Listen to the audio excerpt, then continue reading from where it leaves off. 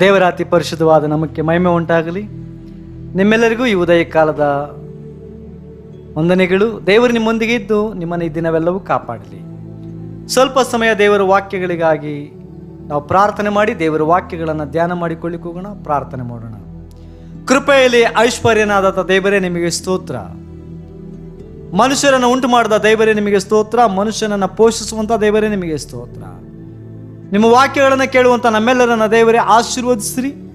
ನಮ್ಮ ಮೇಲೆ ನಿಮ್ಮ ಕೃಪೆಯನ್ನು ಚಾಚಬೇಕಾಗಿ ನಿಮ್ಮಲ್ಲಿ ಬೇಡುತ್ತಾ ಪ್ರಾರ್ಥನೆ ಕೇಳೋದಕ್ಕಾಗಿ ಸ್ತೋತ್ರ ಸಲ್ಲಿಸ್ತಾ ಯೇಸುವಿನ ಮುದ್ದಾದ ನಾಮದಲ್ಲಿ ಬೇಡುತ್ತೇನೆ ಜೀವಳ ತಂದೆಯೇ, ಆಮೇನ್. ನಾವು ದೇವರ ವಾಕ್ಯವನ್ನು ಧ್ಯಾನ ಮಾಡಲಿಕ್ಕೆ ಆರಿಸಿಕೊಂಡಂಥ ವಾಕ್ಯ ಭಾಗವು ಕೀರ್ತನೆಗಳು 103ನೇ ಅಧ್ಯಾಯ 4ನೇ ವಚನವು ಈ ರೀತಿಯಾಗಿ ಹೇಳಲ್ಪಡ್ತದೆ. ನಿನ್ನ ಜೀವವನ್ನು ನಾಶದಿಂದ ತಪ್ಪಿಸುವವನು ಪ್ರೀತಿ ಕೃಪೆಗಳೆಂಬ ಕಿರೀಟದಿಂದ ನಿನ್ನನ್ನು ಶೃಂಗರಿಸುವವನು ಆಗಿದ್ದಾನೆಂಬುದಾಗಿ ದೇವರ ವಾಕ್ಯದಲ್ಲಿ ನಾವು ನೋಡ್ತೇವೆ. ಇವತ್ತು ದೇವರ ಸಾನ್ನಿಧ್ಯದಲ್ಲಿ ಮನುಷ್ಯರ ಜೀವಿತವು ನಾಶನ ಮಾರ್ಗ ಹಿಡಿತಾ ಇರುವಂಥದ್ದನ್ನು ನಾವು ನೋಡ್ತೇವೆ. ಅನೇಕ ಜನ ನಾಶನ ಮಾರ್ಗಕ್ಕೆ ಹೋಗ್ತಾ ಇರುವಂಥದ್ದನ್ನು ನೋಡ್ತೇವೆ. ಅನೇಕರು ಅವಿಧೇಯತ್ವದಿಂದ, ಅನೇಕರು ದುಷ್ಟ ಕಾರ್ಯಗಳಿಂದ, ಅನೇಕ ಜನರು ದುಷ್ಟ ಕ್ರಿಯೆಗಳಿಂದ ದೇವರಿಂದ ದೂರ ಓಡಿ ಹೋಗ್ತಾ ಇರುವಂಥದ್ದನ್ನು ನಾವು ನೋಡ್ತೇವೆ. ಈ ಲೋಕವು ಮನುಷ್ಯನನ್ನ ಪಾಪದ ಜೀವಿತಕ್ಕೆ ಎಳೆಯುತ್ತದೆ ಹೊರತು ಒಳ್ಳೆಯ ಜೀವಿತಕ್ಕೆ ಈ ಲೋಕವು ಎಳೆಯುವಂಥದ್ದು ಬಹಳ ಕಷ್ಟ. ಜನರು ಕೆಟ್ಟದ್ದನ್ನು ಬೇಗ ನಂಬುವಷ್ಟು ಒಳ್ಳೆಯದನ್ನು ದೇವರು ನಂಬುವುದೇ ಇಲ್ಲ. ಅದಕ್ಕಾಗಿ ದೇವರು ಹೇಳ್ತಾ ಇದ್ದಾರೆ, ಕೆಟ್ಟದ್ದು ಬೇಡ, ಒಳ್ಳೆಯದು ಬೇಕು ಅನ್ನುವಂಥ ಮನುಷ್ಯರಿಗೆ ದೇವರು ಹೇಳ್ತಾ ಇರುವಂಥದ್ದು, ನಿಮ್ಮನ್ನು ದೇವರು ನಾಶನದಿಂದ ದೇವರು ತಪ್ಪಿಸ್ತಾರೆ. ನೀವು ಒಂದು ಸ್ಟೆಪ್ ದೇವರ ಹತ್ರ ಬಂದರೆ ನಿಮ್ಮನ್ನ 2 ಸ್ಟೆಪ್ಪು ದೇವರ ಮುಂದೆ ಆತನು ಕರ್ತಾ ಇರ್ತಾರೆ. ನಿಮ್ಮ ಜೀವಿತ ನಾಶನಕ್ಕೆ ಹೋಗ್ತಾ ಇದೆಯಾ? ಚಿಂತೆ ಬೇಡ. ನಿಮ್ಮ ಜೀವಿತವು ನಾಶವಾಗ್ತಾ ಇದೆಯಾ? ಚಿಂತೆ ಬೇಡ. ನಿಮ್ಮ ಕುಟುಂಬದಲ್ಲಿ ಯಾರಾದರೂ ಜೀವಿತ ನಾಶವಾಗುವುದಕ್ಕೆ ಆ ಜೀವಿತಗಳು ಹಂಬಲಿಸ್ತಾ ಇದೆಯಾ?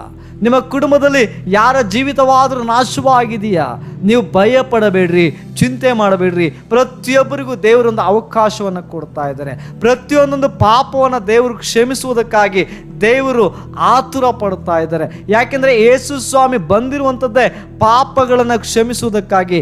ಯೇಸು ಸ್ವಾಮಿ ಬಂದಿರುವಂಥದ್ದೇ ನಾಶನದಿಂದ ನಮ್ಮ ಬದುಕುಗಳನ್ನು ಕಾಪಾಡೋದಕ್ಕಾಗಿ, ನಾಶನದಿಂದ ನಮ್ಮ ಬದುಕುಗಳನ್ನು ಮೇಲೆತ್ತುವುದಕ್ಕಾಗಿ. ಆದ್ದರಿಂದ ನನ್ನ ಸಹೋದರ ಸಹೋದರಿಯೇ, ಭಯ ಪಡಬೇಡ.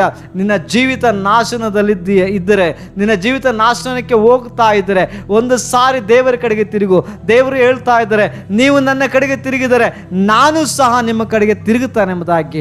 ದೇವರ ಕಡೆಗೆ ನೀವು ತಿರುಗಿದರೆ ನಿಮ್ಮ ಕಡೆಗೆ ದೇವರು ತಿರುಗಿ ನಿಮ್ಮನ್ನು ನಾಶನವಾದಂಥ ಕಾರ್ಯಗಳಿಂದ ದೇವರು ನಿಮ್ಮನ್ನು ತಪ್ಪಿಸಿ ಕಾಪಾಡ್ತಾರೆ. ಅಷ್ಟೇ ಅಲ್ಲ, ದೇವರು ಹೇಳ್ತಾರೆ, ಪ್ರೀತಿ ಕೃಪೆಗಳೆಂಬ ಕಿರೀಟದಿಂದ ನಾನು ನಿಮ್ಮನ್ನು ಶೃಂಗರಿಸ್ತಾನೆ. ಒಬ್ಬ ಮನುಷ್ಯ ನಾಶನಕ್ಕೆ ಯಾವಾಗ ಹೋಗ್ತಾನೆ? ಯಾರು ಮನುಷ್ಯನನ್ನ ಲೆಕ್ಕಿಸದೇ ಇದ್ದಾಗ, ಯಾರು ಸರಿಯಾಗಿ ಮನುಷ್ಯನಿಗೆ ಬುದ್ಧಿ ಹೇಳದೇ ಇದ್ದಾಗ, ಯಾರು ತಿಳುವಳಿಕೆ ಹೇಳದಿದ್ದಾಗ, ವಿಶೇಷವಾಗಿ ಮನುಷ್ಯನಿಗೆ ಪ್ರೀತಿಯನ್ನು ತೋರಿಸದೇ ಇದ್ದಾಗ, ಮನುಷ್ಯನ ಜೀವಿತದಲ್ಲಿ ಪ್ರೀತಿ ಇಲ್ಲದೇ ಇದ್ದಾಗ, ಯಾರು ಒಬ್ಬ ಮನುಷ್ಯನನ್ನು ಸರಿಯಾಗಿ ಕೇರ್ ಮಾಡದೇ ಇದ್ದಾಗ ಒಬ್ಬ ಮನುಷ್ಯನ ನಾಶನ ಮಾರ್ಗಕ್ಕೆ ಹೋಗ್ತಾನೆ. ಅದಕ್ಕೆ ದೇವರು ಹೇಳ್ತಾರೆ, ನಿನ್ನನ್ನು ನಾಶನ ಮಾರ್ಗದಲ್ಲಿ ದಬ್ಬುವುದಕ್ಕೆ ನನ್ನ ಚಿತ್ತವಲ್ಲ. ದೇವರು ಹೇಳ್ತಾರೆ, ಯಾರೊಬ್ಬರು ಅನ್ಯಾಯವಾಗಿ ಸಾಯುವಂಥ ಸಾವಿನಲ್ಲಿ ನನಗೆ ಲೇಸುಂಟೋ? ನನಗೆ ಲೇಸು ಇಲ್ಲವೇ ಇಲ್ಲ. ನನಗೆ ಮನಸ್ಸುಂಟೋ? ಆ ಮನಸ್ಸಿಲ್ಲ. ಎಲ್ಲರನ್ನ ಕಾಪಾಡುವಂಥದ್ದೇ ದೇವರ ಮನಸ್ಸು.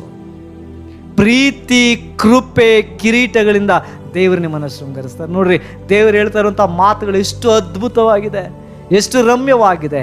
ನಾಶನಕ್ಕೆ ಹೋಗುವಂಥವರಿಗೆ ನನ್ನನ್ನು ಸೇರಿಸಿ ನಾವು ದೇವರನ್ನ ಬಿಟ್ಟು ದೂರ ಹೋದಂಥವರಿಗೆ ದೇವರು ಹೇಳ್ತಾರೆ, ನಿಮ್ಮನ್ನು ನಾನು ಪ್ರೀತಿ ಕೃಪೆ ಎಂಬಂಥ ಕಿರೀಟವನ್ನಿಟ್ಟು ನಾನು ನಿಮ್ಮನ್ನು ಕಾಪಾಡ್ತಾನೆ. ದೇವರು ಅನೇಕ ಸಾರಿ ಹೇಳ್ತಾರೆ, ಮಗನೇ ಮಗಳೇ, ನನ್ನ ಕೃಪೆ ನಿನಗೆ ಸಾಕು, ಇನ್ನೇನು ಬೇಡ. ನನ್ನ ಕೃಪೆ ಹೊಂದಿದ್ದರೆ ಸಾಕು, ಇನ್ನೇನು ಬೇಡ. ನನ್ನ ಕೃಪೆಯಿಂದ ಎಲ್ಲವೂ ನಿನಗೆ ದೊರೆಯುತ್ತದೆ ಎಂಬುದಾಗಿ. ಇವತ್ತು ನಾನು ನಿಮ್ಮನ್ನು ಅಂಬಲದಿಂದ ರಿಕ್ವೆಸ್ಟ್ ಮಾಡ್ತಾನೆ, ಅಂಬಲದಿಂದ ವಿನಂತಿಸ್ಕೊಳ್ತಾನೆ, ದೇವರ ಪ್ರೀತಿಗೆ ಪಾತ್ರರಾಗ್ರಿ. ದೇವರ ಕರುಣೆಗೆ ಪಾತ್ರರಾಗ್ರಿ, ದೇವರ ಕೃಪೆಗೆ ಪಾತ್ರರಾಗ್ರಿ.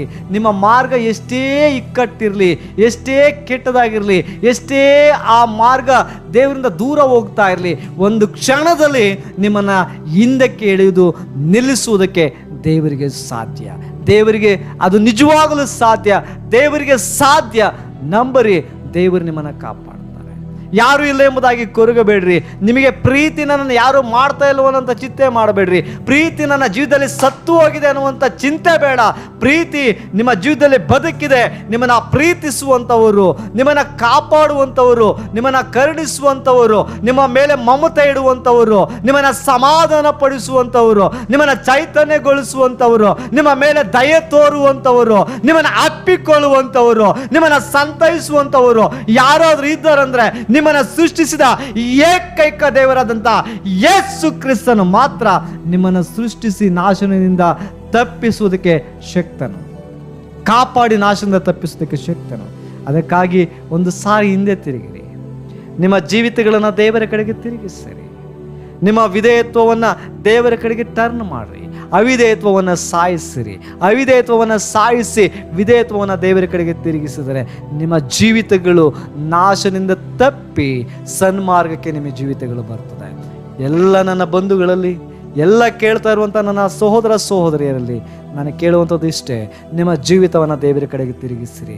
ನಮ್ಮ ಪಾಪಗಳಿಂದ ನಮ್ಮ ಜೀವಿತವನ್ನು ನಾಶವಾಗ್ತದೆ. ನಮ್ಮ ಅಪರಾಧಗಳಿಂದ ನಮ್ಮ ಜೀವಿತವನ್ನು ನಾಶವಾಗ್ತದೆ. ದೇವರಿಗೆ ನಾವು ನಡ್ಕೊಳ್ಳುವಂಥ ಅವಿಧೇಯತ್ವದಿಂದ ನಮ್ಮ ಜೀವಿತಗಳು ನಾಶವಾಗ್ತದೆ. ಅವೆಲ್ಲವನ್ನು ಬಿಟ್ಟು ದೇವರ ಕಡೆಗೆ ತಿರುಗಬೇಕಾಗಿ ನಾನು ಮನಸ್ಫೂರ್ತಿಯಿಂದ ತಮ್ಮಲ್ಲಿ ವಿನಂತಿಸ್ಕೊಳ್ತಾನೆ, ಮನವಿ ಮಾಡಿಕೊಳ್ತಾನೆ. ಇವತ್ತು ದೇವರ ವಾಕ್ಯಗಳ ಮುಖಾಂತರ ದೇವರು ನಿಮ್ಮನ್ನು, ನಿಮ್ಮ ಕುಟುಂಬಗಳನ್ನು ಆಶೀರ್ವಾದ ಮಾಡಿ 100ಕ್ಕೆ 100ರಷ್ಟು ದೇವರು ಬಲದಿಂದ ತುಂಬಿಸಿ ಕಾಪಾಡಲಿ. ಆಮೇಲೆ ಪ್ರಾರ್ಥನೆ ಮಾಡೋಣ. ದೇವರೇ, ನಿಮಗೆ ಸ್ತೋತ್ರ. ಪ್ರೀತಿ ಕೃಪೆಗಳೆಂಬ ಕಿರೀಟದಿಂದ ನಮ್ಮನ್ನು ಶೃಂಗರಿಸುವ ಆತನೇ ನಿಮಗೆ ಸ್ತೋತ್ರ. ಪ್ರತಿಯೊಬ್ಬ ಮನುಷ್ಯರ ಜೀವಿತಗಳನ್ನು ನೀವು ಕಟ್ರಿ. ಯಾರೆಲ್ಲ ನಿಮ್ಮನ್ನು ಕಂಡುಕೊಳ್ಳಲಿಲ್ಲವೋ ಈ ವಾಕ್ಯಗಳನ್ನು ಕೇಳಿದ ತಕ್ಷಣ ಅವರ ಹೃದಯಗಳು ಮಾರ್ಪಾಡಾಗಲಿ. ಈ ವಾಕ್ಯಗಳನ್ನು ಕೇಳಿದ ತಕ್ಷಣ ಅವರ ಜೀವಿತಗಳು ಬದಲಾಗಲಿ. ಯಾಕೆಂದರೆ ನಿಮ್ಮ ವಾಕ್ಯಕ್ಕೆ ಬದಲಾಯಿಸುವಂಥ ಶಕ್ತಿ ಇದೆ ಸ್ವಾಮಿ, ಬದಲಾಯಿಸುವಂಥ ಸಾಮರ್ಥ್ಯ ಇದೆ ದೇವರೇ. ನಿಮ್ಮ ವಾಕ್ಯದಿಂದ ಮನುಷ್ಯರನ್ನು ನಾಶದಿಂದ ತಪ್ಪಿಸಿ ಕಾಪಾಡಬೇಕಾಗಿ ನಿಮ್ಮಲ್ಲಿ ಬೇಡುತ್ತಾ ಯೇಸುವಿನ ನಾಮದಲ್ಲಿ ಬೇಡುತ್ತಾನೆ ಜೋಳ ತಂದೆಯೇ, ಆಮೇನ್. ಆಮೇನ್. ದೇವರ ವಾಕ್ಯಗಳ ಮುಖಾಂತರ ನಿಮ್ಮನ್ನು ಕಾಪಾಡಲಿ. ಆಮೇನ್.